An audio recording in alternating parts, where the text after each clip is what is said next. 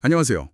왜 때로는 막 강하게 밀어붙이는 것보다 한 발짝 뒤로 물러서는 게 더 효과적일까요? 또 왜 그렇게 거대해 보이던 힘이 예상치 못하게 스스로 무너지는 경우가 생기는 걸까요? 오늘 저희가 여러분과 함께 깊이 살펴볼 차료, 바로 노자 도덕경 36장 미명장인데요. 여기에 그 해답의 실마리가 있는 것 같습니다. 장욕 흡지인된 필고장지며, 장욕 약지인된 필고강지며, 장욕 폐지인된 필고흥지며, 장욕 탈지인된 필고여지니 시위 미명이라.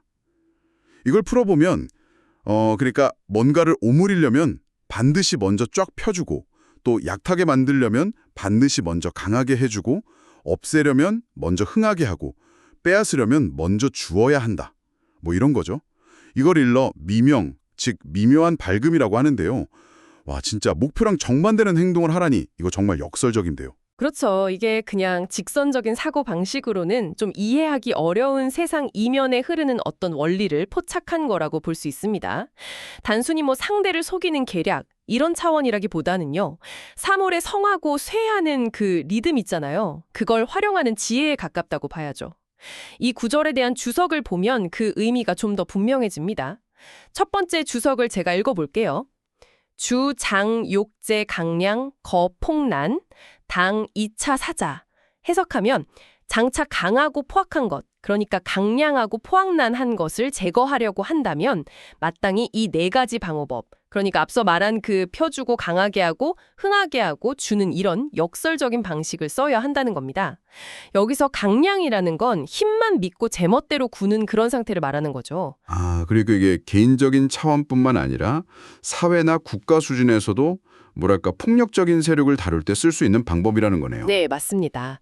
이 주석은 그런 점을 시사하고 있죠.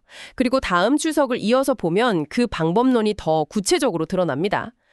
인, 물지성, 령기, 자륙, 불자, 형이, 대, 이제, 강물야, 고알, 미명야. 이걸 풀어보면 사물의 본성, 즉 인물 지성에 따라서 스스로를 해치도록 유도하는 것, 영기, 자륙이라고 하죠. 그렇게 하는 것이지 형벌 같은 어떤 큰 힘에 의존해서 불자, 형이, 대죠. 그렇게 해서 강한 것을 제거하려 하지 않는다. 그래서 미묘하게 밟다, 미명이라고 한 것이다. 이런 뜻입니다. 그러니까 직접 힘으로 막 찍어 누르는 게 아니라 상대방이 가진 그 성질이나 욕망 같은 걸 이용해서 스스로 무너지게 만든다. 와, 이거 약간 유도 기술 같기도 한데요. 상대방 힘을 역이용하는 느낌이랄까? 근데 스스로 해치다는 그 자륙이라는 표현은 좀 섬뜩하게 들리기도 하네요. 그만큼 효과가 강력하다는 뜻일까요? 네, 그렇죠. 핵심은 역시 인물지성, 사물의 본성을 이용한다는 점입니다. 억지로 바꾸려고 하기보다는 그 자연스러운 흐름을 타는 거죠. 다음 주석이 이걸 좀 더 설명해 줍니다.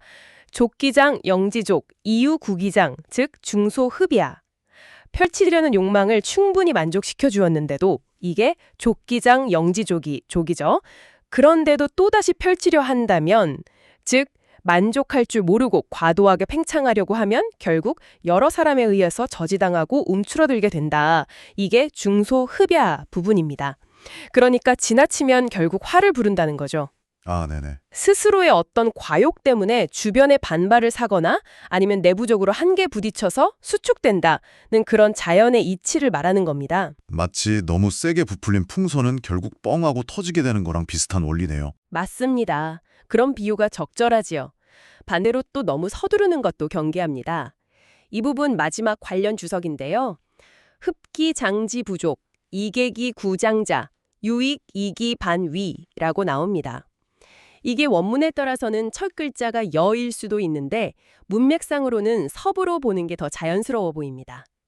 아직 이게 펼쳐짐이 부족한 상태인데 억지로 움츠러들게 해서, 즉 흡기 장지 부족이죠. 그 펼치려는 욕구를 억지로 바꾸려고 한다면 계기 구장자 부분입니다. 그러면 오히려 상대에게는 이로움만 더해주고 유익이죠. 자신은 도리어 위태롭게 된다. 기반위라고 합니다. 이런 뜻이에요. 이야, 때가 무르익기 전에 섣불리 개입하면 오히려 역효과가 날 수 있다. 이런 경고군요. 네, 그렇습니다. 정말 흥미롭습니다. 그러니까 강하게 제압하려고 할수록 오히려 상대가 더 강해질 수도 있고, 또 충분히 펼쳐지도록 그냥 내버려두면 스스로의 무게에 못 이겨서 움츠러든다는 것. 이게 바로 미명, 그러니까 눈에는 잘 보이지 않지만 분명히 작동하는 세상의 미묘한 원리라는 거군요. 그리고 노자는 이어서 이 원리를 좀 더 발전시켜 나갑니다. 네, 맞아요. 36장의 두 번째 핵심 메시지. 바로 유약승강강이죠. 부드럽고 약한 것이 굳세고 강한 것을 이긴다. 이거 뭐 노자 사상을 대표하는 말 중 하나잖아요. 그리고 덧붙여서 이렇게 말합니다. 어불가타러이언 하며 국지 이기는 불가 이신이니라. 풀어보면 물고기는 깊은 연못을 벗어나서는 살 수 없고 나라의 이로운 도구, 즉 핵심 역량이나 전략 같은 거는 함부로 남에게 보여서는 안 된다. 이런 뜻이죠. 물고기가 깊은 곳에 있어야 안전하고 힘을 쓰듯이 진짜 중요한 힘은 감춰져 있을 때 가장 강력하다는 그런 비유 같습니다. 겉으로 드러나는 화려함이나 강함만이 전부가 아니라는 메시지 같고요. 정확합니다. 앞서 말한 그 미명의 원리, 그리고 이 유역승강강의 통찰이 개인의 처세수를 넘어서서 국가 경영의 차원으로 확장되는 부분이라고 볼 수 있습니다. 여기서 이기라는 건 단순히 뭐 날카로운 무기 이런 뜻이 아니라 나라를 이롭게 하는 어떤 근본적인 힘, 시스템, 지혜 이런 걸 다 포괄하는 개념으로 봐야 합니다. 이에 대한 주석을 한번 살펴보죠. 첫 번째 주석입니다. 주이기, 이국지 기야, 유인 물지성, 불가형이 리물, 기 불가도, 이물 각덕 기소, 즉 국지기리야. 해석하면 이로운 그릇, 리끼란 나라를 이롭게 하는 근본적인 힘, 리국지기, 이국지기이다. 이는 오직 만물의 본성, 인물지성에 따를 뿐 형벌과 같은 강제력에 의존해서 사물을 다스리지 않는다. 그 힘, 리끼는 눈에 보이지 않지만 그것으로 인해서 만물이 각자 제자리를 찾아 조화를 이루게 된다면 그것이야말로 진정한 나라의 이로운 기물이다. 라는 의미입니다. 여기서도 인물지성, 그러니까 본성에 따른다는 점이랑 불가형, 형벌에 의존하지 않는다는 점이 또 강조되네요. 아까 미명 설명이랑 정말 딱 이어지는 느낌인데요. 눈에 보이는 강압적인 통치보다는 보이지 않게 질서를 잡아나가는 것. 그게 진짜 이기다. 이런 거군요. 그렇습니다. 눈에 보이는 힘, 특히 형벌 같은 그런 강압적인 수단에 의존하는 것의 위험성을 그 다음 조석이 경고하고 있습니다. 시인자 임형이야. 형이 이국 즉실이 어타러 연즉 필견실에 이국직이 어리평이 실인 역필실냐. 자, 이걸 해석하면 이렇습니다. 사람들에게 나라의 이기를 보여주는 것. 시인자죠. 이것은 결국 형벌과 같은 가시적인 힘에 의존하는 것과 같다. 임형야, 리명야. 형벌로서 나라를 이롭게 하려고 하면 형이 이국이죠. 결국 근본을 잃게 될 것, 즉실이이다.